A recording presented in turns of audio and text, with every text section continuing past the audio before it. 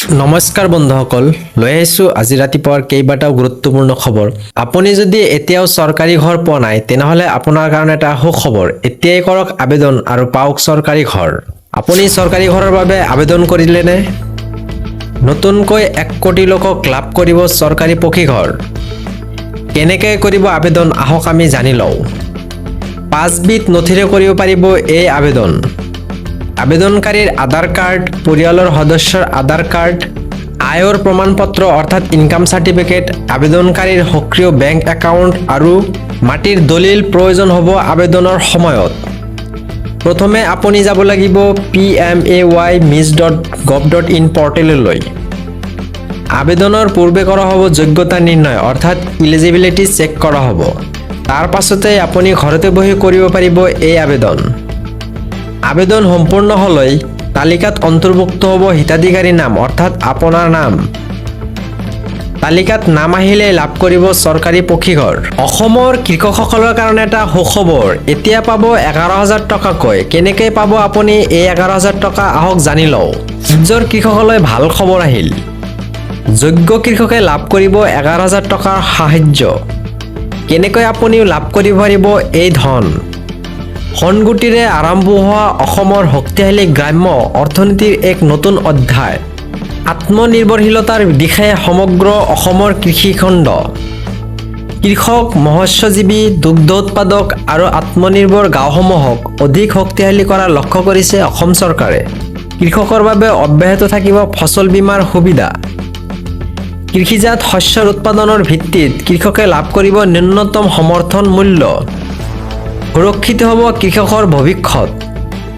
প্ৰযুক্তিচলিত কৃষি ব্যৱস্থাৰে উৎপাদন বৃদ্ধিৰ পৰিকল্পনা কৰিছে অসম চৰকাৰে। 10 লাখ মেট্ৰিক টন মৎস্য উৎপাদনৰ লক্ষ্য কৰিছে অসম চৰকাৰে। দুগ্ধ, হাঁহ-কুকুৰা, গাহৰি পালনেৰে গ্ৰাম্য অৰ্থনীতি শক্তিশালী কৰোৱাৰ পৰিকল্পনা অসম চৰকাৰৰ। সামাজিক মাধ্যমত মুখ্যমন্ত্ৰীয়ে শ্বেয়াৰ কৰিছে কৃষিখণ্ডৰ উন্নয়নৰ পৰিকল্পনাৰ এই কথাসমূহ। গুৱাহাটী পৌৰ নিগমে ল'লে এটা ডাঙৰ সিদ্ধান্ত। ৰাজহুৱা স্থানত থু পেলোৱা বা পিক পেলালে 300 টকা জৰিমনা দিব লাগিব।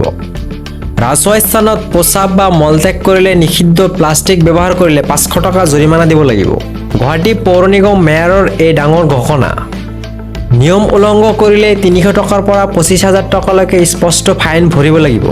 নলাত আৱৰ্জনা পেলাই পানীৰ স্বাভাৱিক প্ৰৱাহ বাধাগ্ৰস্ত কৰিলে 25,000 টকা জৰিমনা দিব লাগিব।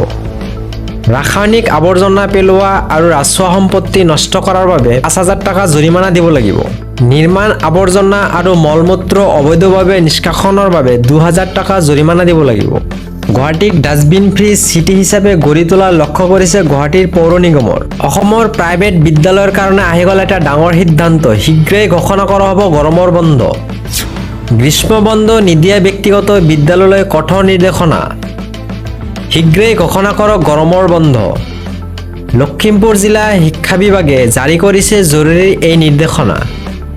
প্ৰচণ্ড গৰমতো একাংশ ব্যক্তিগত বিদ্যালয়ে এতিয়াও বন্ধ ঘোষণা কৰা নাই। বিপৰীতে নিয়মীয়া শাৰীৰিক পাঠদান অব্যাহত ৰখাৰ দৃষ্টিগোচৰ শিক্ষা বিভাগৰ। শিক্ষাৰ্থীৰ স্বাস্থ্যৰ প্ৰতি লক্ষ্য ৰাখি শীঘ্ৰেই গৰমৰ বন্ধ দিয়াৰ নিৰ্দেশ কৰিছে। নিৰ্দেশ অমান্য কৰিলে লোৱা হ'ব কঠোৰ ব্যৱস্থা। এজাক বৰষুণৰ ফলত ৰাষ্ট্ৰীয় ঘাইপথ হৈ গ'ল নদীৰ দৰে। মাত্ৰ এজাক বৰষুণে ৰাষ্ট্ৰীয় ঘাইপথত সাগৰৰ সদৃশ্যৰ পৰিৱেশ। ৰাষ্ট্ৰীয় ঘাইপথত ব্যাহত যাতায়াত। ঘণ্টাৰ পিছত ঘণ্টা ধৰি আবদ্ধ শহ যান-বাহন। যোৰহাটত আবদ্ধ উজনিমুৱা যান-বাহন। যান-জঁটত আবদ্ধ এম্বুলেন্স।